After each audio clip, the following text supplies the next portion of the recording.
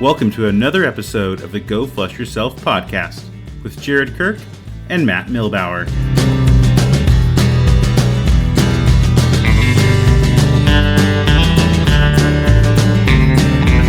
I'm Matt Milbauer, as always, joined by my co-host Jared Kirk. Jared, how's it going? Going good, Matt. How you doing? Doing pretty good.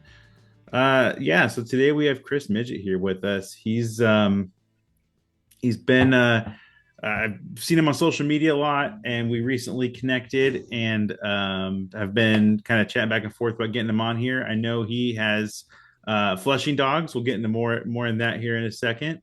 But Chris, how's it going? Welcome to the show. Good, guys. Appreciate y'all having me on. It's finally starting to warm up in Michigan, so it's light at the end of the tunnel for sure. Nice. So that's kind of first question, I guess, is like where you're out in Michigan. Jared, as the listeners should know, we're out here in Eastern Washington State. Where are you at in Michigan? So I'm in Midland, which is if anybody knows the little mitten thing. Yeah, so you can hold your hand up if you want. Yeah. We're right in the pocket right there. So he's pointing right to the end of his thumb, where your thumb kind of turns into your hand. Yeah. So we're right on Lake Huron, or close to Lake Huron, right kind of 2.5 hours north or so of Detroit, towards not quite on the thumb side, but yeah, I was telling Jared earlier, we moved up here 2.5 years ago from Virginia. So it's been a big change, but positive change for sure, and a lot more bird hunting opportunities for sure. Oh yeah. Yeah. What was the drive from, like, what drove you from Virginia to Michigan? Work or so bird work. numbers? Well, bird numbers definitely played a part into it for sure. So the Hunting Traveler, my Instagram handle and stuff, came from I used to travel for work. I'd leave my house Sunday night, fly somewhere, work Monday, Tuesday, fly somewhere else, work Wednesday, Thursday, Friday, fly home again. I did that every week. And then as travel got worse and worse and worse with delays and cancellations, I was basically 50-50 on if I would even make it home for the weekend, just because of, again, delays, cancellations, and all that crap. Yeah. So yeah, 2.5 years ago, a client of mine up here in Michigan gave me an offer. I said, screw it, I'll try it. So we sold the house in Virginia, moved up here. And then, like I said, the bird hunting opportunities have been exponentially better. So it was kind of a win-win. Although it was weird, big transition from like living out of a hotel in a suitcase because I traveled for almost 9 years. Oh, wow. So like, just this normal, it sounds stupid, but the normal things like, buying groceries and having to clean up your house, because I was only home maybe 1 or 2 days a week, if that. Yeah. Sometimes I would just stay gone for the whole entire month. So yeah, that was a big transition. But like I said, it's been pleasant. I mean, the winters where we're at, we're kind of, I guess we don't get the lake effect like the rest of Michigan does. We're kind of in this weird pocket.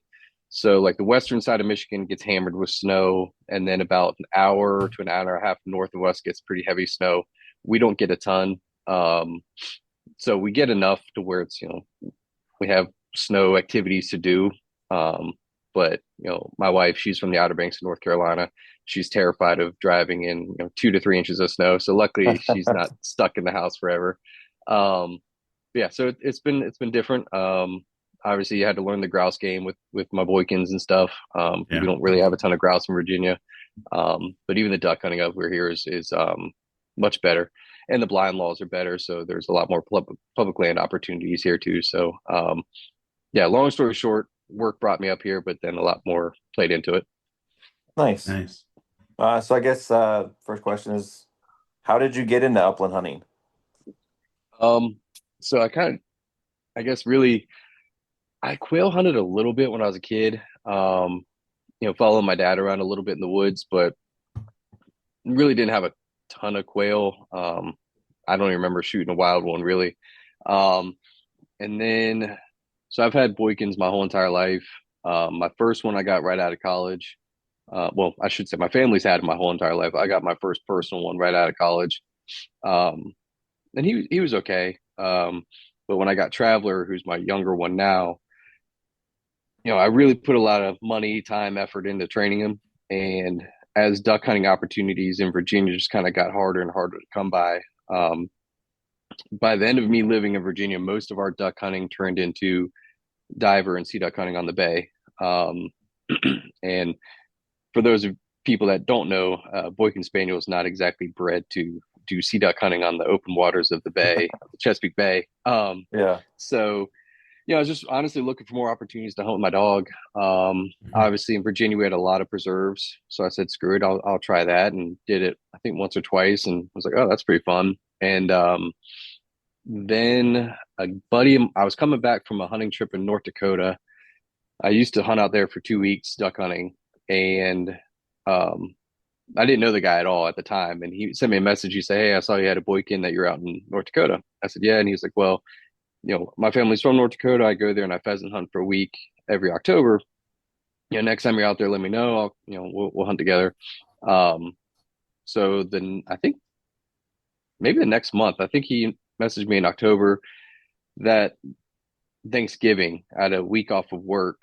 And so I drove back out there, pheasant hunted, my first real wild upland hunt, and kind of fell in love with it. So really, as far as getting into upland, it was just more opportunities with my dog. Um, Yeah. and that's kind of what keeps me about it. Like I like shooting birds, don't get me wrong, it's fun, but man, I just like watching the dogs work. Yeah. So, I mean, I don't think that's what keeps a lot of us inside of upland hunting. Once we Mm-hmm. get into it, is the dog becomes the star of the show. Oh, 100%. Yep. Um, so you had Boykins your whole life. Does that include like Mm-hmm. childhood? And if so, like Oh yeah. what is it about Boykins that keeps you with the breed? Uh, I'm a sucker for punishment, if you will. No, my let's see, my dad got his first in, I always forget the year. It was either 79, in between 79 and 81, I think, is when he got his first one. Which is right after they made the breed standards, which was Right. 1977, I believe. So he's always had them. He actually wanted a lab, and so he went to the same college I did. When he got married to my mom, he wanted a lab, and my mom didn't want the tail knocking over stuff. And so both of us went to college in South Carolina, Charleston, and the state dog is the Boykin Spaniel. So Right. he wanted a dog to duck hunt with. Mom didn't want a dog with a tail. They lived in South Carolina, so they ended up getting a Boykin, and that's all we've ever known. So we've had between me, my brother, my sister, and my parents, I think we've had roughly around 15 or so. Wow. And I've definitely thought about getting other breeds and stuff like that. And I will at some point get a pointing dog since I live in grouse country now. Sure. But I'll always have a Boykin. As far as sticking with them, I was listening to y'all's last podcast the other day, and I feel like the Boykin is kind of that medium between the complete crackhead that a cocker is, and then kind of the business driven that a Springer is. It's kind of that Mhm. medium. Same thing for size too. Um, you know, I have a lot, especially Boykins lately. They've gotten very, very popular, which is good and bad, I guess. Yeah. I know some people that are just hardcore waterfowlers, and a Boykin can do it. Um, but if you're doing like hardcore field goose hunting, Yeah. that's not probably the right breed. I mean, they can do it. Don't get me wrong; they'll be slower. Yeah. But I do like the versatility of a Boykin. I mean, I've taken Traveler out to North Dakota for a month, and I didn't hunt them every day, but I hunted them hard. Where there might be 6 to 9 guys duck hunting. We duck hunted every day for two weeks straight, and then I followed that with another 2 weeks or a week and a half rather of pheasant hunting.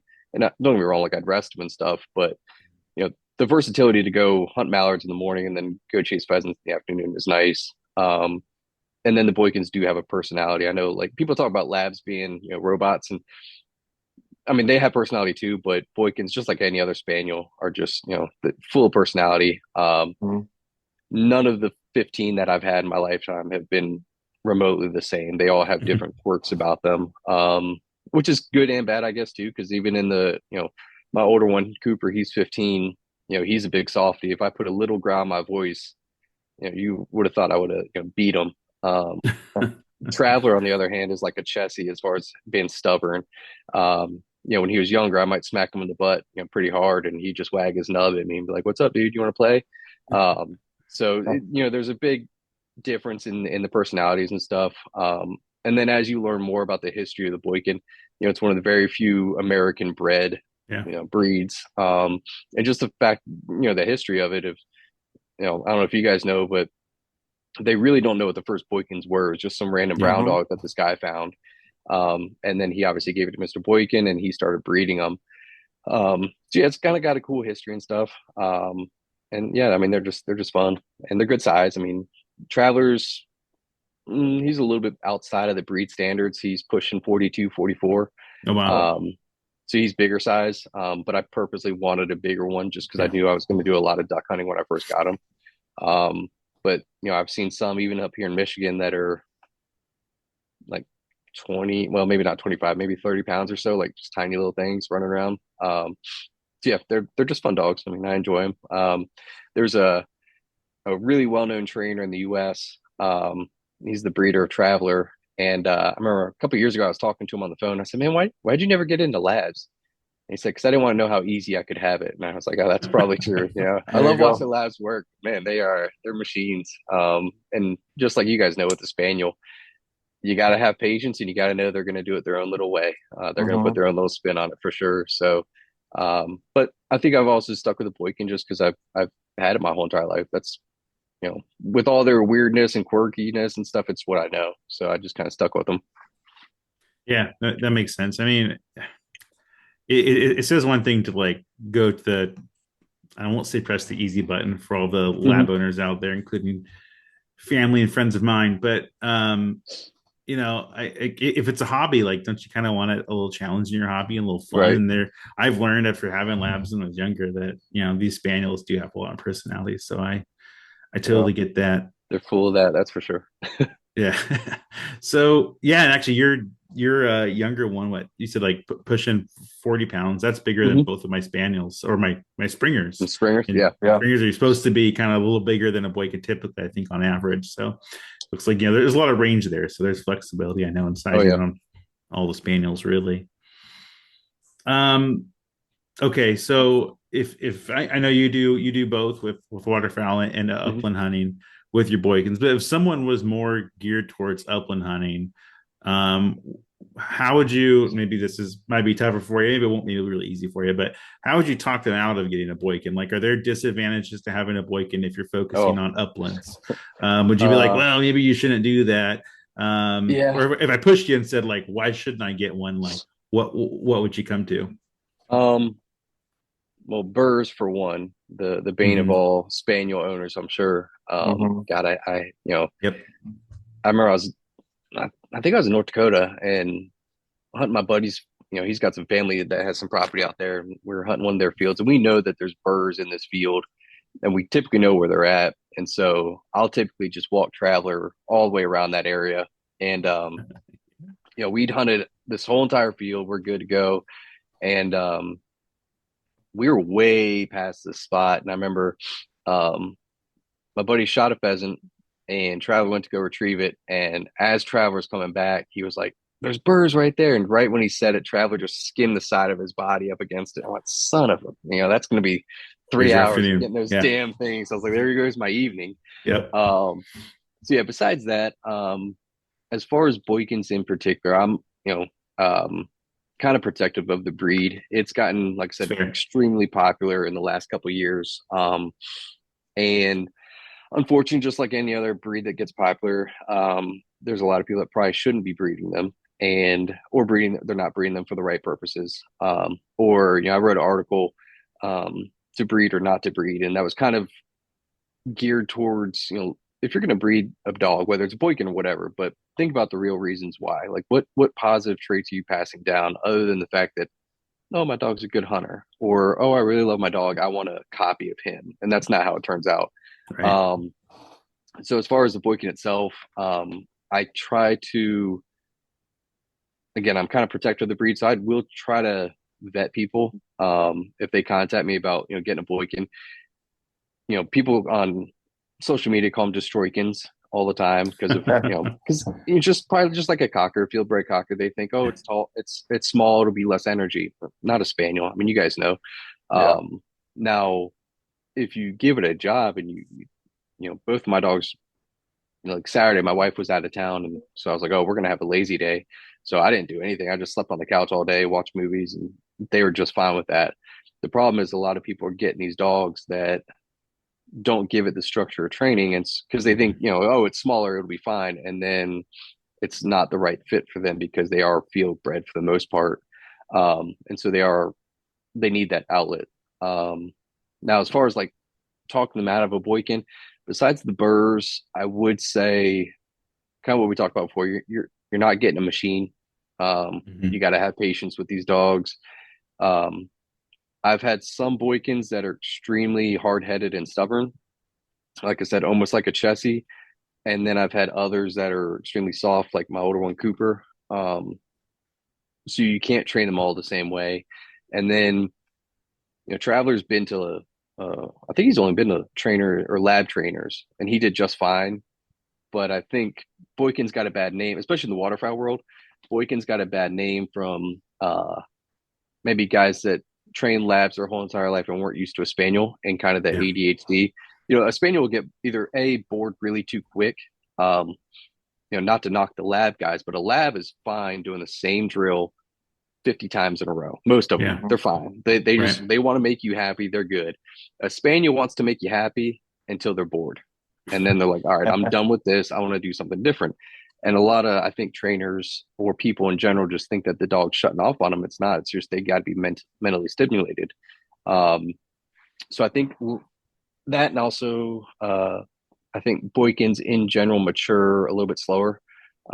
Again, coming from comparison to like a lab, most Boykins won't be doing the stuff at 6 months or a year that a lab is doing typically. Again, that's a generalization. So I think if you're maybe not super patient, don't get a Boykin. If you're not ready for that dog to do something completely wild and nuts that you're like, I don't know what the hell he's doing, don't get a Boykin. Um, I'm trying to think what else. And then, I mean, I hate to say it, but if you're not ready to pay good money for a Yeah. well-bred Boykin, get a lab. I was Yeah. just talking to someone earlier today, and I said, dude, you can get a champion bloodline lab for $800 to $1,000 nowadays. You will not find that in the Boykin world. They're expensive. So, yeah, I think that about covers it. That's all I can think of off the top of my head, at least. They're harder to find too, like especially up here in the Northwest. Like there's But yeah. no Boykin Oh yeah. breeders. I mean, I know there's some maybe near like Seattle, but a lot Mhm. of those are more like they're Boykins. I know it's not really field and show yet, but a lot of those are Mhm. like when you go to the webpage, it's a bunch of like show dogs. You're like, okay, Yep. Yep. it's not what I'm looking for exactly. Like Mhm. maybe they'll be fine still that the breed's young enough that it hasn't been diluted too much, but um, they're tough to find. If you're in South Yeah. Yeah. Carolina, they're probably not hard to find, but Yeah, I the get, and further that's a or good you get point too. away, the Yeah. harder it is. Yeah. Yep. Like you said, the Southeast and the East Coast, they're definitely more available. Yeah. There's only a handful of breeders in Michigan. I think I know most of them at this point. And I guess, back to your other question, that's probably another reason why I stuck to the Boykins is I grew up in the breed. So I know Yeah. not all of the breeders, but as far as the well-known, really good breeders, I grew up with these guys. My dad was taking me to hunt, test, and field trials as a kid. So I've known some of these people my whole entire life. And, now that I'm flirting with getting into the pointing dog world, I don't know any of these people. So, it's It's like, a lot. yeah, it is. And so, it's kind of weird for me because I've been in the Boykin world my whole entire life. So I'm comfortable. But Yeah. now looking at pointing dogs, I'm like, I have no idea who to talk to, who to ask about, other than going to maybe field trials or hunt tests and seeing what names I can recognize here and there. But yeah, to your point, the Boykins, I mean, it's still a relatively very, very young breed. Yeah. Unfortunately, we're going to start seeing more and more non-hunting and just show breeds. Hmm. The AKC actually just shut off. So now basically people are going to kind of have to decide. And probably not going to explain it very well, but essentially people are going to have to decide: are they going to be a BSS or Boykin Spaniel Society registered dog or AKC? Oh, really? You can't do Oh, dual that's Yeah. anymore? crazy. So up until I think maybe a couple of weeks ago, you Really? could do so. Like Traveler, he's BSS, AKC, and then UKC. But from my understanding, AKC got enough of I guess enough pedigrees or whatnot. I forgot the terminology to where they can say, all right, our book is closed. now they can register just under AKC or something to that matter. Again, I'm not explaining it very well.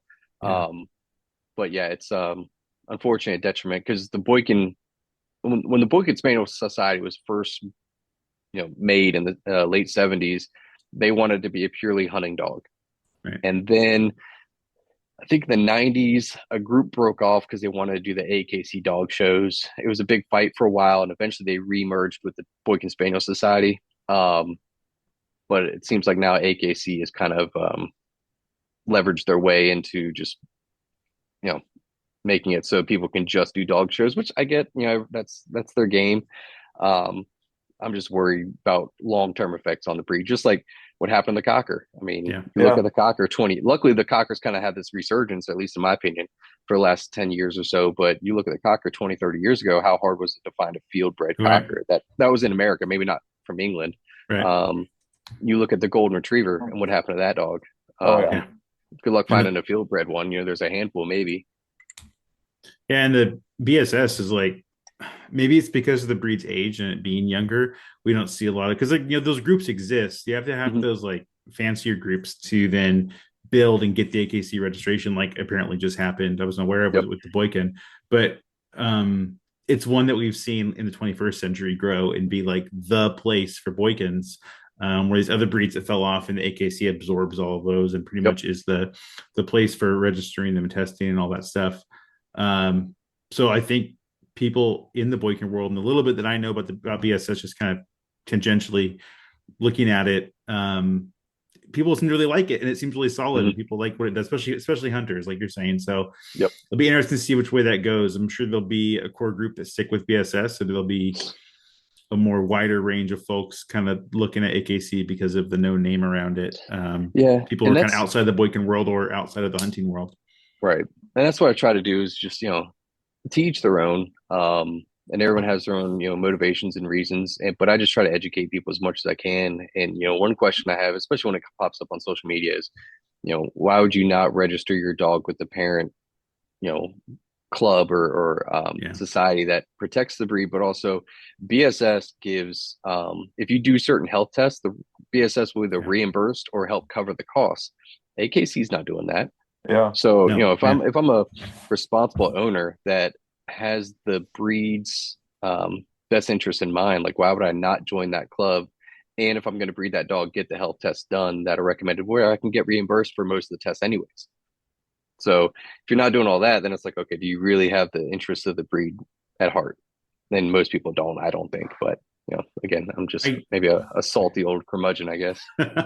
Well, no, I think it's different now. Like, I think originally a lot of these smaller breed groups rolled up into AKC as fast as they could because AKC had the resources. And this was a time before the internet, before TV, even before computers, so they could actually coalesce all these owners together across the country and hold these tests and hold the standards. Like, I wonder if we need that as much anymore with the internet, how connected everyone is and how connected all these breeders are, and that BSS on its own doesn't need a giant national org of all these dog breeds like the AKC to do what it wants to do, right? Like, it can probably serve its own purpose, to your point, if not better, in a lot of folks' minds than a large national org for all dog breeds could. So it'll be interesting to see what happens. It might be the first kind of test for that, because like we're not getting that back for springers, right? We're AKC and that's it. UKC might be a little bit different with like maybe a French Brittany, because they're UKC dogs because they're not American Brittany or just Brittany now with the AKC. But like, so it's a little bit of a shift, but there's nothing else really out there that has the opportunity that Boykins have right now to see which way they swing. Yeah, well, that'd be interesting to watch. We'll check back with you later and see where it goes. Now you got me curious and thinking about it. Like, how's this going to go in 2025? It's not 1901 anymore when these breeds are being rolled up in the AKC. It's a much different world. For sure. Yeah. Crazy. Yeah. Interesting stuff. Yeah. All right. Well, shifting focus a little bit. What kind of stuff do you run? What's your shotgun, vest, all that fun stuff? Kind of depends. So if I'm upland hunting, I was using for a couple of years, I was using just a cheap old Stevens 555, 12 gauge. Again, cheap, easy. I could beat the hell out of it. And then, when we first moved up here to Michigan, we went to our local Ace Hardware, and my wife went to, I don't know, go buy stuff for the yard or something. And our Ace has a outdoor side and like a gun aisle and shotgun shells and all that stuff, which we don't have back home in Virginia. So I was like, oh, that's kind of cool. So I was talking to the guy, and he was like, "Can I help you find anything?" And I said, "Well, I mean, since I live up here now, I'm kind of looking for a grouse gun." He's like, "Oh man, I got something for you." And it's an American Tactical, um, 20 gauge over under, and I want to say it was like $500. And that is my upland gun day in day out. Nice. I've beat the hell out of the thing for the last 2.5 years, whether it's in the grouse woods or using it for pheasant. I like it because it's light, and I'm lazy and I don't like carrying a heavy gun around. Um, and I mean it shoots halfway decent. Well, if the owner was better, but yeah. So I use American Tactical. I don't even remember like the actual name that. I just remember the brand is American Tactical, but it's got a nice. I think it's got a grouse, etching on the sides if I remember correctly. And then vest wise, if I'm pheasant hunting out west, then I'll typically use my Hunt Ready. If I'm in the grouse woods, which tend to be shorter walks, I have a Boyd harness, one of the old school kind of what's the term that they use? Like a old school strap vest. Okay. Yeah, and then as far as shells, typically I'll try to shoot boss, just because that way I don't have to worry about, especially out west, there's some non-tox only spots, or if it's on a waterfowl production area or something like that, then I don't have to worry about it. Mm-hmm. Um, and then boots, my buddies make fun of me, but I'm wearing the same Georgia boots that I've had since I think I got them in high school or college, and I've worn them things all the way across the country. It's just some slip-on roper boots that I've had, yeah, for 20 odd years now. And I wear those everywhere. So nothing fancy. I will say I did invest in a pair of Pike pants this year, or either this year, or last year, and those things are comfortable. Especially if it's going through thorns, or especially if it's in the morning going pheasant hunting with the dew. Um, they dry off extremely quick. So yeah, I've enjoyed those Pike pants. I didn't want to spend that kind of money on a pair of pants because I'm cheap, but I'm glad I did. So Yeah. those were a solid investment. And then probably just like everybody else, it's just a simple flannel shirt. And yeah, that's I try to keep it pretty simple for the most part. Nothing fancy. Yeah, yeah, Yeah. Fair enough. Um, okay, so I have a question, and I'm just trying to think, should yeah. I extend this to waterfowl hunting too, since I know you're a big waterfowl hunter? I guess you could do either one or both. But Okay. what's something you would change about the upland or waterfowl hunting world? It could be in the field stuff, it could be like social media stuff, culture stuff. But like, what's something that if you had a magic wand, you would change? Mm. I was listening to some of y'all's podcasts, gearing up, getting ready for these questions, and I remember y'all did ask this one. I still couldn't think of a good answer. Because there's a lot of things that I don't like. Um, and I think a lot of your guests have hit on it before, as far as the need to validate yourself, I guess, by the number of birds that you shoot. Mhm. Um, Mm-hmm. I think that's a huge portion of it. Because it's funny because whether it's y'all's podcast or anybody else's podcast, or even the shows that we watch, people always talk about um, it's not about the birds. It's about being out there and experiencing nature, being with your buddies, or watching your dogs work. Um, but yet there's still a lot of keyboard warriors on Facebook and stuff like that that make fun of someone because they only shot X amount of ducks or blah blah. So I think a lot of people say it. It's not about the birds, but yet at the end of the day, that's just what they're about. Um, and I was trying to think of a quote that I read. I don't know if it was Guy de la Vedine, um, or somebody else, but they had a quote similar to basically, if there was a way that they could shoot birds but release them, that's what they would do. And I feel that way, just because again, there's been I probably went grouse hunting in Michigan. I didn't do a ton this year, but probably I don't know, let's just say 30 times. I would say maybe 10 of those times I carried a gun. The rest of the time I brought my father-in-law was with me a couple times. A buddy that just got in upland hunting was with me. Um, and I would just walk with them and I'd either have my camera or just watch the dog. I would let them shoot. I've gotten to that point where don't get me wrong, like I love shooting birds, super, whether it's ducks coming in the decoys or shooting a pheasant. But I truly just enjoy watching whether it's people shooting their birds or the dogs getting their birds. So yeah, I wish there was less of a need to kind of validate yourself through the numbers of birds that you shoot. Um, and then let's see,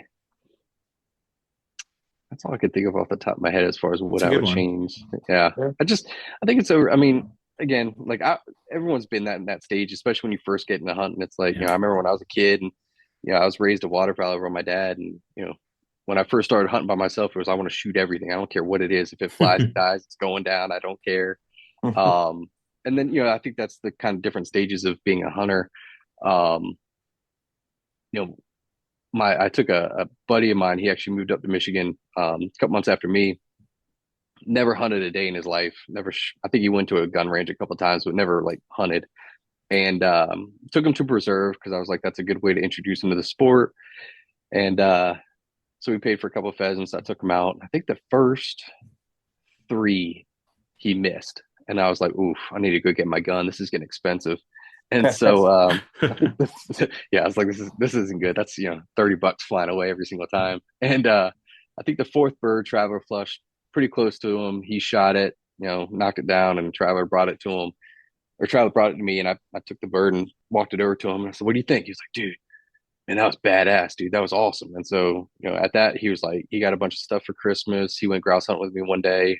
I think we walked, I don't know, 12 to 15 miles that day and flushed maybe three birds. Um, and he loved it, every Yeah. aspect of it. So, yeah, that's what I get enjoyment out of is just that kind of stuff. Yeah, so I wish everyone could kind of reach, like, if we could fast forward people from the I want to go kill everything, I have to be, this great hunter to let me just enjoy being out there. That's what I would change. Yeah, it'd be nice to Yeah. hit that fast forward button. It's like you have to Yeah, have that Yeah. development, but like it'd be nice to you be do. able just to click everyone through it. Like, all right, let's get through that. It's more Yep. fun. Somehow you get to that stage and it's more fun than when you were just trying to kill everything. And I don't Yeah. know. I couldn't have convinced my younger self of that, No. but now Uh-uh. now I see it. Yep. It's like, I remember my dad, sometimes ducks would come in and he might not even pick up his gun. He would just watch me shoot. Now I get it. Like he just Yeah. liked watching me have fun and enjoy myself. So yeah, if we could get more people to that stage a little bit quicker, I think social media would also be a nicer place instead of people beating up on each other all the time. Yeah. Yeah, it's interesting too. Like a tailgate picture shot. Like when I was younger, it was like how many birds can I stack on my tailgate, and now it's Hmm. like just a memory of the hunt. Like get kids in Yep. there, get all the dogs in there. Like we were all here. Here's our bird, right? Maybe just one Hmm. bird. It's like that's a great picture. But when I was younger, yeah, it was like I remember my brother and I like look at all the geese we stacked on this tailgate. Uh-huh. Like how Oh yeah. cool is Yep. that? You got But to I get don't that have that tailgate feeling picture. anymore. That's right. No, I've said this before, but one of my favorite pictures that I've gotten was I think it was 2 years ago in North Dakota. My buddy had a young poodle pointer, still has a young poodle pointer, and I didn't carry my gun that day, or at least that walk I didn't. I had my camera, and his dog pointed a Sharpie. He walked up, flushed it, shot it. She went, retrieved it, and so I got a picture of him just throwing his fist up in the air because he was so excited and stuff. And so it was a lucky shot, and well, from my camera, I got a good shot of it. And so that was a cool picture for me because it was just his raw emotion of being in the moment. Yeah. Also I think if I been shooting or gunning at the time, I wouldn't have seen that. And so I saw Mm. that whole thing play out. And so yeah, I like I said, I just get a lot of enjoyment out of seeing people have success or see their happiness, whether it's with their dog work or if it's like my other buddy shooting his first bird and seeing the kind of light bulb go off and stuff like that. So yeah, it's pretty cool.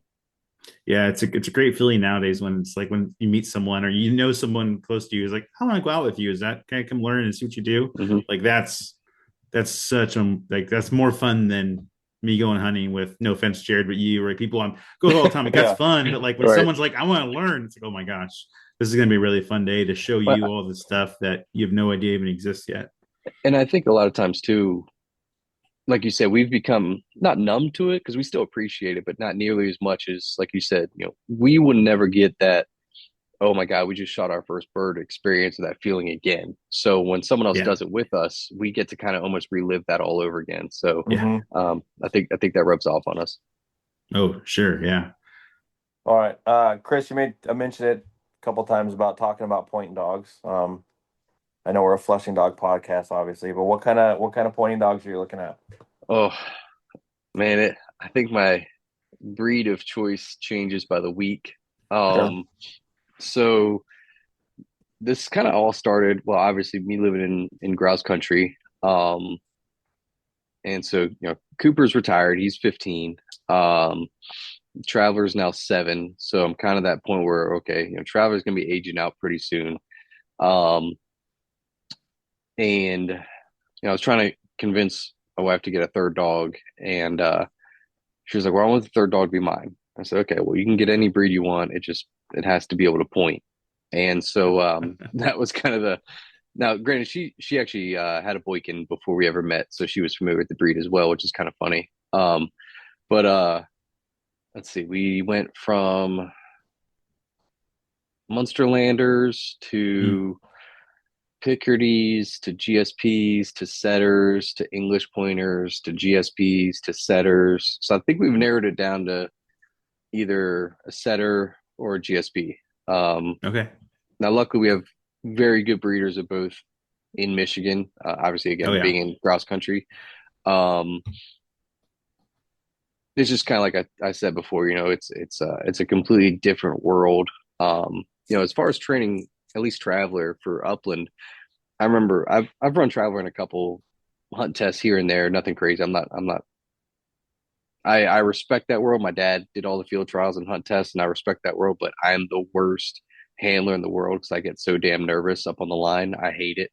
Um, so I've run him in a couple of tests, but I remember when I ran him in an upland test, I said, I was talking to a trainer, and it was just a novice upland test, and I said, "What do I have to do to, get him to do this test?" And he's like, "Nothing. He'll do it." I said, "Well, what if he doesn't?" He's like, "Nothing. He'll do it." I'm like, "Again, what if he doesn't?" And he was like, "No, he'll do it." I said, "Okay," because in a well-bred flushing dog for a novice test, all they got to do is naturally quarter back and forth, flush the bird. They don't have to sit to the flush. They don't have to sit to the shot, and they just got to retrieve basically the hand. Okay, that's pretty simple. Um, but then when I'm getting in this pointing dog world, I have no idea what the hell I'm getting myself into. I've read some books, but it's gibberish to me. So luckily, I have some good breeders that I've researched that are close to me that could definitely help me on my way. So yeah, I would say it's between GSP and setters right now. Just a matter of timing, and then the actual, because one thing I guess well, I would imagine you guys know this too. Someone might want a Boykin, but they could get a Boykin from a completely wrong line Yeah. that Hmm. don't fit that need. They might want a duck hunting Boykin, but they get one from a more, a smaller line, if you will, and then one that's more bred to quail hunting down south. Hmm. Okay, that's Yeah. probably not going to handle the cold in Michigan. Um, that's why I got Traveler where I got them from, because I know they tend to breed slightly bigger, double coated Boykins. Most Boykins have a double coat, but some of them have like Cooper. He has a thinner single coat. He doesn't handle cold weather very well. Hmm. So yeah, I guess the two breeds, you know, I could go either way on them, but I guess it's going to have to do more with the actual breeding itself, if that kind of makes sense. Yeah, Yeah. it does. So those breeds Uh, are in the pointer world, they're kind of different. Like, yeah. one's a versatile breed, one's a pure Hmm. point and breed. Like, what Yeah. about maybe kind of quick, like what about each is attractive to you? Like, what about the GSP you're looking at? What about the setter? Well, GSP would be no burrs, which is a Yeah. big Good thing for point. me. Yep. But and, yeah, I could, you know, theoretically duck hunt with it because they are versatile. Yeah. On the flip side, I don't know if I want that German prey drive. Right. Um, Oh yeah. we have 10 acres up here where we live, and so there's a lot of critters. Some of our neighbors have chickens. I know Mm, there's some GSPs that have no problems with them, but I also know some GSPs that have problems with them. yeah. So that, and you've heard stories about these GSPs getting porcupined left and right and stuff. So Yeah. there's that to think about as well. The setter, like you said, it's more of a classical pointing breed, especially for grouse hunting, which me being kind of a history nerd, um, I do like that aspect. Hmm. Um, but then I have to deal with the burrs and all the crap that comes with that longer hair. Um, so yeah, it's kind of give or take. Like I said, I think it's going to come down to actual meeting the breeders in person and seeing what they have on the ground, and just kind of seeing what comes to me. If that, like I said, if that kind of makes sense. Yeah. We're like dangerously treading too far away from flushing dogs, but that made Well, me think of something else though, because I yeah. grew up with this breed, and no burrs, but then you lose the German prey drive, but you Mhm. gain this of the setter, but no burrs. English pointer, you mentioned it, but it wasn't Mm. one of your final two. Why isn't that up Uh, there then?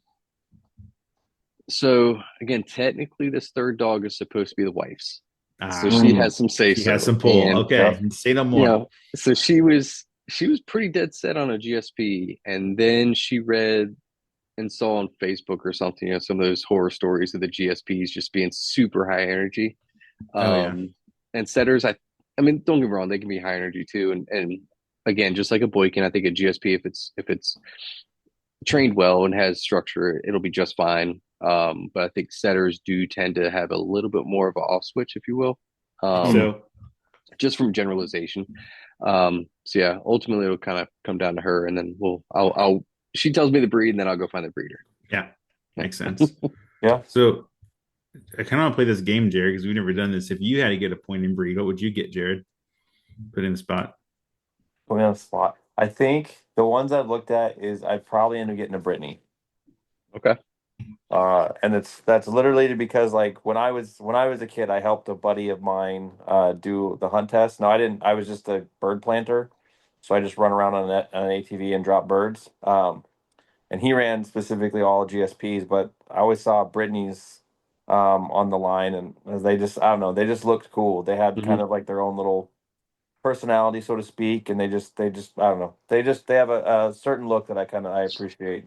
They have a cool history too. Yeah, they really do. They It's were kind of they like were the the Boykin, ones. Yeah, and kind they of. were kind of the, I guess you could say, like the good old boys dog, which the Mm-hmm. Boykin was. I mean, it was essentially was a mutt, and the Brittany's were used by the guys that were sneaking onto the nobles' land and Mm-hmm. um, trespassing and all that stuff, which is kind of cool. Yeah. Yeah. Brittany was on my list, and the wife shot that one down. She says she didn't like how they looked. So I'm like, all That's right, fair. well, fair enough. We'll Yeah. move on. So Yeah. Yeah. Yeah, that's fair. I think I would actually do a French Brittany, but just do the smaller one. And I know a Oh, particular breeder that has them mhm. around me that I'm always on their oh, website. Like, what do they got yeah. here? I know what Yeah, you're talking about. But it's I'm with you, dangerous. It's Jared. dangerous. Yeah. Ooh, it's dangerous. Yeah. I was actually like this weekend, I was just like on my phone, like just this relaxing weekend. And like, what's it like running a Springer and a Brittany together? I'm like, oh, it sounds like hell. But it's one of those things like I want to challenge, right? Like, what's the next step? Like, can I run a Flusher and a Brittany together, like, or a pointer together? That might be interesting. But Do you guys anyhow, do that often? Like run a no, pointer with a I flusher? no, not at all. I never have. We Yeah. So do that pretty often in North Dakota. really, And how's then it we work did it out? as long as the dogs are trained really Sure, well. sure. You know, so my buddy that's got the Boykin out in North Dakota that I hunted with, he's got an Irish, and then typically we'll have kind of anywhere between 5 or 6 pointers, and then typically like 2 or 3 flushers, typically give or take, when we're out there. And yeah, the flushers just know, hey, the mother dogs are gonna range way out there, and we're gonna stay here and hang out. And the flushers will work, and it depends on the field. Like if we're on a big, way open field, we'll leave the flushers because Sure. they don't need to Not do helping that. much. Now, granted, when we're in heavy, thick cattails, the pointers are staying in the truck, and because that the pointer's not going to do you any good in the cattails, you Right. need a flusher. And then in fields that we have both, yeah, they just kind of work together. Obviously, yeah, the pointers range out farther. Now, Traveler has gotten wise that if he hears us say point, he gets real amped up because he knows he's about to get launched into somewhere, and man, he just starts yipping. I'm like, shut up, dude, like stop. But he gets real amped up and real quick. But no, it's definitely doable. I think yeah, Ryan runs his Irish with his Boykin. Hmm. Maybe not all the time, but he runs them both at the same time. The dogs just figure it out. I think just like anything else, if you get the dogs out in the field enough, the flusher learns I can't hang with that dude or else I'm never going to get any birds. Yeah. Um, just like a natural flusher would anyways, that, the best way to train a flusher is to make him watch birds fly away because he's too far out. Yeah. So yeah, it's pretty cool to watch though. You have, especially when we're in like, we went to Wyoming, a big group of us, and hunted sage grouse. And so that was cool because you could see the dogs. The point was way out there, and then we had our flushers just kind of, quartered in front of us. So that was kind of cool to watch them all work together. So there's a video that on YouTube that I've watched a million times. It's from Sandstone Kennels, Okay, yeah. and they have Bob from Lone Duck there, and they Hmm. have their GSPs, super well trained, and then one of Bob's labs, and they have the dog the GSP's point, and the lab goes into flushes, and I'm like, I don't think I'm good enough of a trainer to make that Well, happen. But your point, like yes. they will learn. It might be kind of Yeah. painful at the beginning. You're Uh-huh. like, dang, I would have had the burp. I just brought one of you, Yep. but they will learn. So it's a tempting challenge. We'll see what happens in a few years when I'm up for a new dog, There you go. and we'll see which way I'm leaning, and if we have to rename this podcast, Jared. Yeah, Well, it could still right. be. It still could It's be your go flush flush. yourself. The Yeah, flush because you're happens. still gonna Yeah. flush. Yeah. Yeah, it's cool. Right.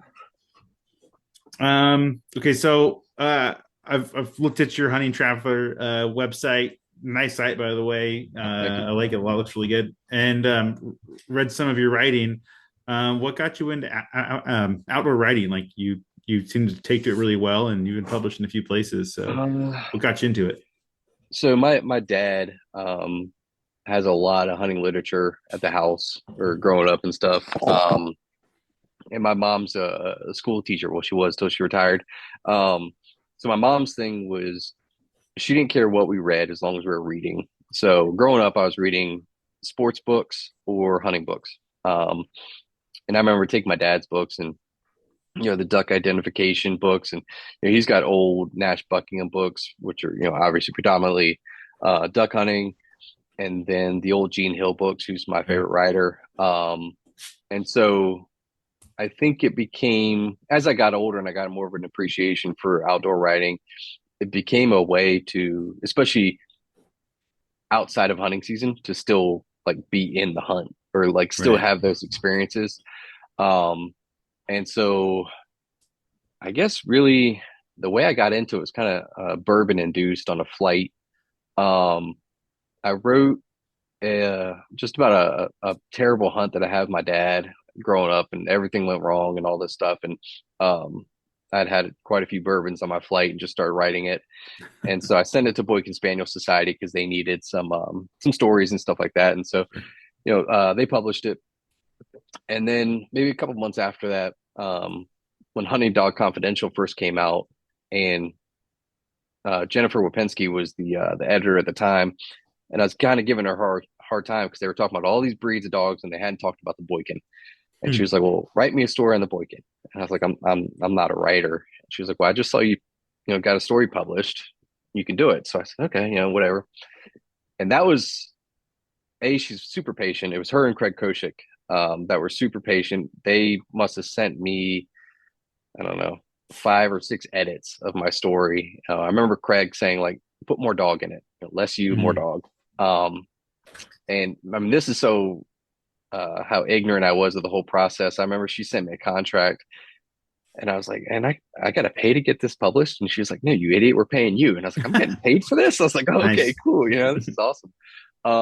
And so that got me more involved with other writers and other editors, and then I got involved with the Outdoor Writing Association of America, and then a couple other writing organizations and stuff. And so, yeah, it used to be. I hate to say it this way, but I'd have a lot of bourbon. I would read on my, especially when I traveled a lot. I would read, Gene Hill, drink a lot of bourbon, and that would like put me in the story mode of like wanting to write a story. Yeah. The problem was the next day I would have to like transcribe whatever drunken ramblings I had, and it was not good.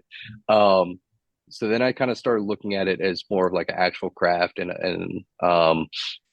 now I would try to be more uh, intentional with what words I use, or like if I'm reading even a Gene Hill book or any book for that matter, I really look at like the actual words that they use and okay, how did they tell this? Like, how did they phrase this specific sentence that elicited this feeling from me or this emotion?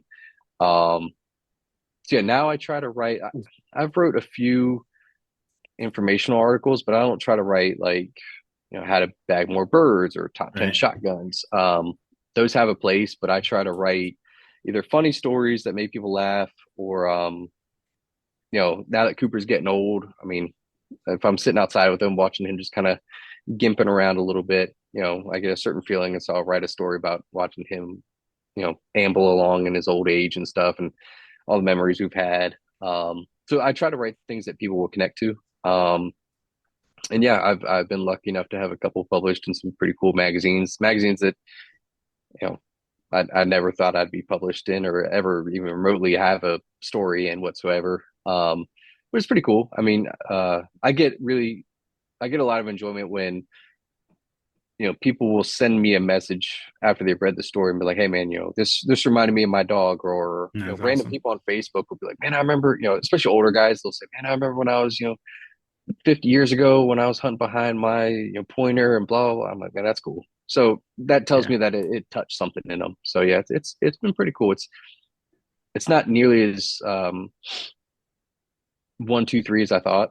It's Sure. a long process. I mean, you got to think of the story, you got to write it, you edit it, you write it, you edit it, you edit it, you edit it. Then you got to submit it somewhere. Some like when I got my story published in Upland Almanac, they were, I think for stories they were a year out in advance. Yeah. So they took my story and then I had to wait for like a year to see it in publication. Yep. So yeah, it's a lot of a. I think a lot of people think, oh, you just write a story and you put it on paper, boom, it goes out. And it's a Yeah. not if it's a good story. And luckily, the writing community is super supportive. I mean, there's a bunch of really good writers in Michigan. Alan Crater, John Osborne. I pick their brains probably once a week. Um, and they're nice enough to take time to edit my stories and be like, I like this here, change this, or hey, can I add this? I'm like, dude, you guys are published in way more magazines than I am. You guys have books out. Please, by all means, change my stuff.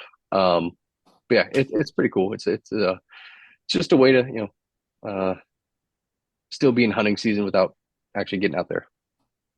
Yeah, for sure.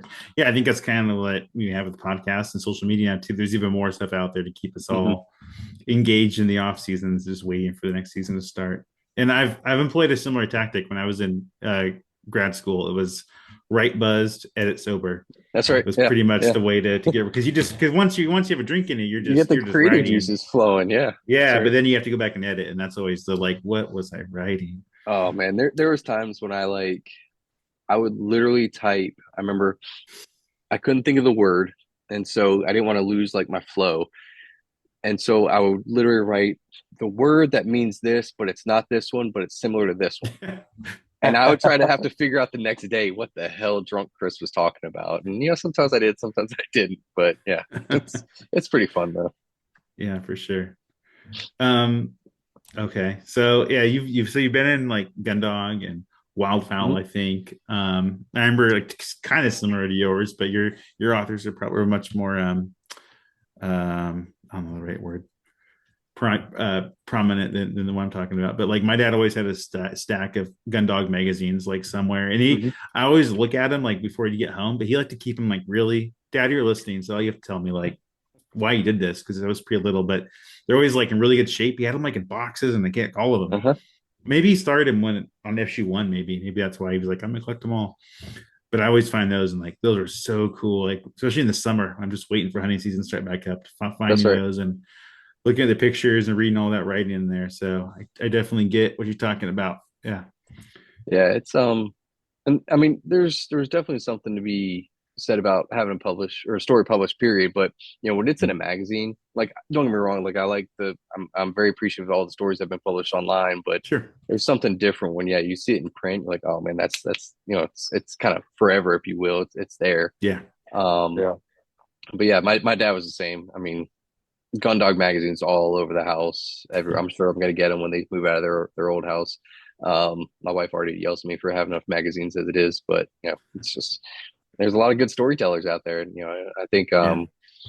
when you relate to it and it kind of elicits some sort of emotion out of you, yeah, that's a good story. So Yeah, for sure. There's a lot of them out there like that. So it's great. Yeah. I guess do you have any tips, since you are a published writer and all that stuff, for anybody that's wanting to break into that kind of world? yeah, I mean, number one, connect. Um, I wouldn't have probably half the published articles if I didn't, just talk to other editors or other writers that knew other editors and kind of get my in. Uh-huh. But then, there's a lot of good people in the world that will take time to, uh, edit your stuff or at least give you some ideas. And then one thing I did have to learn myself was you can't, like again, my favorite writer is Gene Hill, but I can't write like Gene Hill because I'm not him. So everyone kind of has their own little style. Like I like a lot of humor. I like to make jokes in my writing, which he did too, but I can't do it in the same way that he did. Mm-hmm. And then what I also had to realize is I might read like a super, I don't know, heartfelt, emotional story in, I don't know, let's say Covey Rise or something. But that I'm a big goofball. I like to joke around. I like to have fun. I appreciate that story, but I'm probably not going to write a really good one. So, you have to write within your wheelhouse. You can't try to write. Mm-hmm. And then the other thing too is just, and I don't know if it was Stephen King, because he's got a couple books like on writing. I think the title Yeah. of one of those books is on writing. And one thing they talk about, I think it's him, but write for yourself.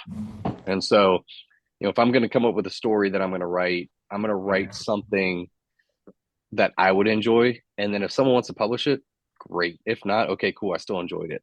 So yeah, definitely write for yourself. Um, but then, like I said, too, is take time and think about how you're phrasing certain uh, sentences and words. And one of the big, things people talk about is show, don't tell. So, Mm-hmm. you know, don't tell someone it's a beautiful sunrise. Describe what the sunrise looked like. Don't tell someone the dog was on point. Explain what the dog was doing or show what the dog was doing so that the person can put that picture in their mind, and it'll make them feel like they're there rather than you being the outsider telling them about it, if that kind of makes sense. Yeah, it does. That's cool. Very cool. All right, Jared, do you have any other questions for Chris? I don't. I think it was a good conversation. Yeah. Yeah. Chris, everything for us? Any other or anything that we didn't bring up that you wanted to talk about? Uh, no, not that I can think of. I think we covered the gamut of just about everything. Yeah. Yeah. It's like I said, I was talking to Jared earlier. I gotta make it out to Washington. That's one of the few states I haven't been to yet, so it's on my to-do list. Yeah, Yeah. If very you nice. come We out have here, to let come us out. know. Yeah, you have to go look us up, and if you come out in the fall sometime, and you get the fields. Yeah. But no, I think, I could ramble on for hours, but yeah, I can't really think of anything other than, um, when you guys decide you're going to come to the right side as far as the Spaniel world, you guys let me know. I'll find you guys a good Boykin breeder. Fair enough. Yeah, if you find one near us, man, you let me know. I'm Boykin curious. I'm curious about a lot of breeds, but Yeah, it's Boykins are hard not to definitely be. on that I list. mean, you got to think there's, God, there was a quote where someone talked about, somebody having six dogs isn't enough or, something like that. But um, there's so many cool breeds out there, Mm-hmm. and um, it is obviously a big decision, but God, there's so many cool breeds, and they all have their own little quirks about them and stuff. There is a guy, I think he's in Utah though. There's a guy out, yeah, it's either Colorado or Utah that chucker hunts with his Boykin. Okay. And I've been meaning to go out there because I've never chucker hunted. And then I'm like, dude, you're doing with the Boykin? Like that's because I figured chucker was purely pointing dog world, but he's doing with a flusher. So, um, Yeah, when you guys decide you're gonna come to the Boykin World, let me know and I'll point you guys in the right direction. That That's sounds fair. good. All right. Well, thanks for coming on, Chris. You have a Yeah, I good rest appreciate of it, your guys. day.